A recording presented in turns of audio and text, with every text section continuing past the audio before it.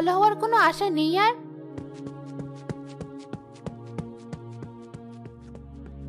আমি শাকচুন্নি, আমার মাঝে তুই ভালো হওয়ার আশা কোথা থেকে পেলি? তোমার কি মনে পড়ে আমি ছোটবেলায় বটগাছের নিচে বসে খাবারের অভাবে কাঁদছিলাম, আর তুমি আমাকে খাবারের ভাগ দিয়েছিলে?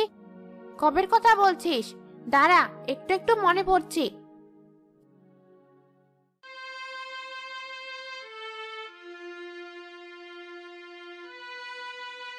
কি হলো? ওই মেয়েটা কাঁদছে কেন? ওকে আমার মতো না খেয়েছি, কিন্তু ও দেখতে এত সুন্দর, ও কেন না খেয়ে থাকবি? গিয়ে জিজ্ঞেস করি তো।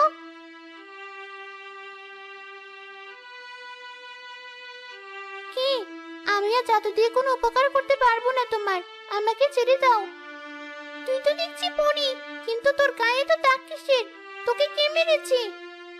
একটা মানুষ, সে আমাকে মেরে আমার জাদু দিয়ে তার ইচ্ছা পূরণ করে নিত, আর আমাকে না খাইয়ে আটকে রাখতো। অনেক কষ্টে তার হাত থেকে পালিয়ে এসেছি আমি। আমি ভেবেছিলাম তুমি তার লোক। আমি শাকচুন্নি, আমি আবার কার লোক হতে যাব? তোর খুব খিদে পেয়েছে না? এই নে, এটা খা। অনেক ধন্যবাদ। আরো আছে কি?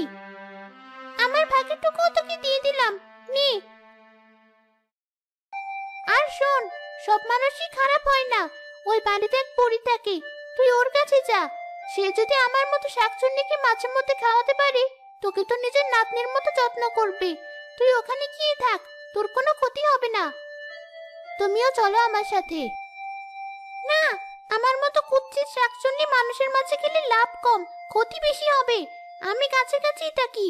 তুই তোর সুন্দর চেহারা নিয়ে হাসি মুখে মানুষকে সাহায্য করিস মাঝে মাঝে, তাহলে দেখবি সবাই তোকে ভালোবাসবে।